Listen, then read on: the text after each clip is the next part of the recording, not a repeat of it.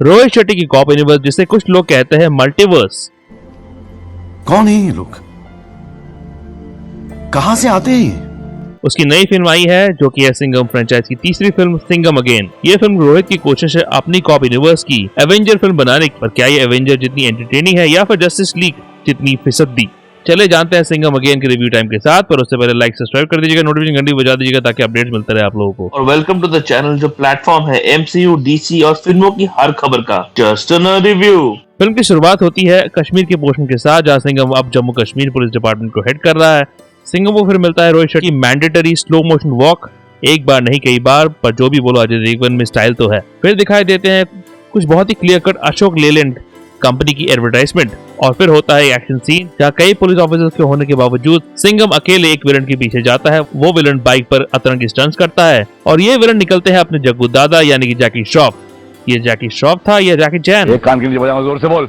ये एक scene audience को बता देता है कि इस फिल्म से क्या एक्सपेक्ट कर सकते हैं। माइंडलेस एक्शन, मचिस्मो और थोड़ा सा रामायण, एक्चुअली बहुत ही ज्यादा रामायण का तड़का डाला गया है इस फिल्म में, जहाँ किरदारों को रामायण के किरदारों के साथ सिंबॉलिकली जोड़ा गया है और बहुत क्लियर कट भी हर एक किरदार ये हमें बता देता है कि ये किरदार रामायण का कौन सा किरदार होने वाला है। बार बार बोला जाता है हमें। फिल्म में रामायण के पोर्शन को दिखाया जाता है सीन्स के बीच, जहाँ गिरीश कांत, रजा हुसैन मेहता की सिनेमाटोग्राफी टॉप क्लास है। एक्चुअली फिल्म की सिनेमाटोग्राफी कंसिस्टेंटली अच्छी है जो फिल्म को एक ग्रैंड लुक देती है, पर क्योंकि रोहित शेट्टी टेक्निकली टैलेंटेड नहीं है, एक मसाला फिल्म मेकर है, तो इतनी कॉम्प्लेक्स कहानी को कहना उनके लिए मुश्किल था। एक तरफ रामायण चल रही थी, एक तरफ सिंघम की कहानी, जिसे हैंडल करना मुश्किल तो था ही, और इसकी वजह से फिल्म का प्री इंटरवल पोर्शन सफर करता है। फिल्म के पेस को रोकती है ये रामायण वाले portion unfortunately.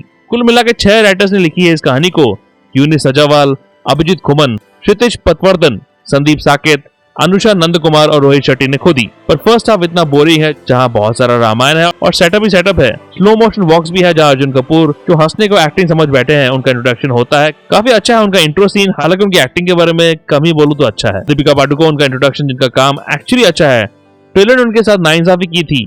Deepika is really good in the film, पर बहुत कम रोल है उनका।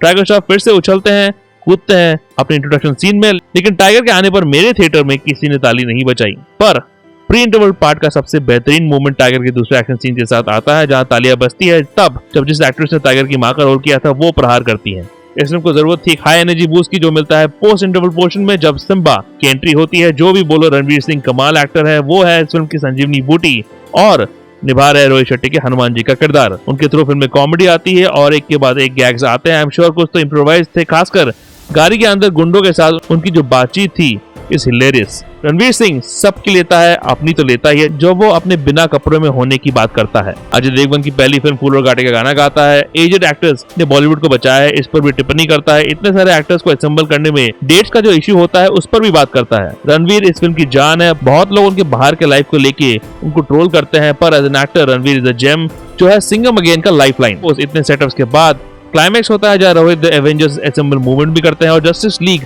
असेंबल मूवमेंट भी। दोनों सीन्स के कॉप वर्जन दिखते हैं, या फिर ये कहूँ कि कॉपीड वर्जन दिखते हैं। और हाँ, क्लाइमैक्स भी होता है जहाँ गाड़ियां उड़ती है, मतलब एरोप्लेन बन जाती है गाड़ियां। एंट्री होती है सूर्यवंशी के फिर से हेलीकॉप्टर में, जिस पर रणवीर ऑलरेडी मजाक उड़ा चुका है, और यहाँ भी अक्षय और रणवीर की केमिस्ट्री इस क्लाइमैक्स को एक लेवल में ले जाती है। टाइगर भी कॉमेडी करने की कोशिश करता है, पर अफसोस होता नहीं उससे। छोटा बच्चा जो है दीपिका, जो एक्चुअली अपने पोर्शन में काफी अच्छी थी, उनको कोई टॉकिंग पोर्शन नहीं मिलता। शायद उनके सीन्स अलग शूट हुए हैं, जो भी है दीपिका को और सीन्स मिलने चाहिए थे। खैर, क्योंकि मल्टीवर्स यूनिवर्स का पार्ट है ये फिल्म, कॉप यूनिवर्स का पार्ट है ये फिल्म एक्चुअली, तो रेफरेंसेस तो होने ही है।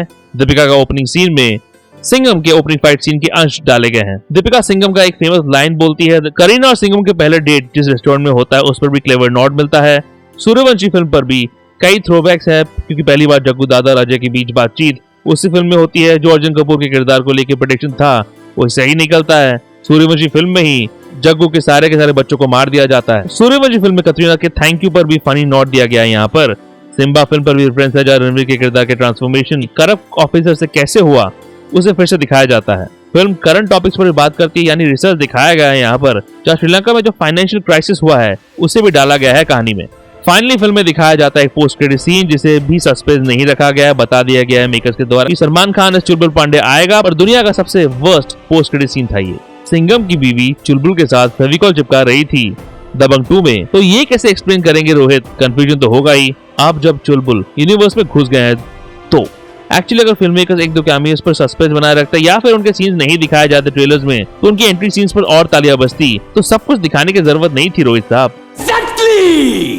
सिंघम अगेन को मैं देना चाहूंगा 3 आउट ऑफ 5। एक स्ट्रॉन्ग पोस्ट इंटरवल पोर्शन जहां सेवियर के रूप में आता है रणवीर सिंह और उनकी कॉमिक टाइमिंग बचा लेती है फिल्म को। रामायण के पोर्शंस अनफॉर्चुनेटली नहीं होते तो बेहतर होता, पर ये पूरा एवेंजर असेंबल मूवमेंट जो क्लाइमेक्स में आता है किलर था boss. Post interval portion entertaining तो है, बहुत मजा आता है देखकर, देखिएगा जरूर। लाइक सब्सक्राइब करो, कमेंट सेक्शन में बताओ कैसी लगी ये फिल्म। कुछ रीसेंट वीडियोस आखिर में है, चेकआउट जरूर कीजिएगा और ऐसे रिव्यूज के लिए देखते रहिए जस्ट इन रिव्यू। नर्डीव्यू के अपडेट्स के लिए और छोटे बड़े स्निपेट्स के लिए फॉलो कीजिए ऑन ट्विटर @ProNerdyView201 में और ProNeedDiaryBlogspot.com में भी आपको अपडेट्स मिल जाएंगे।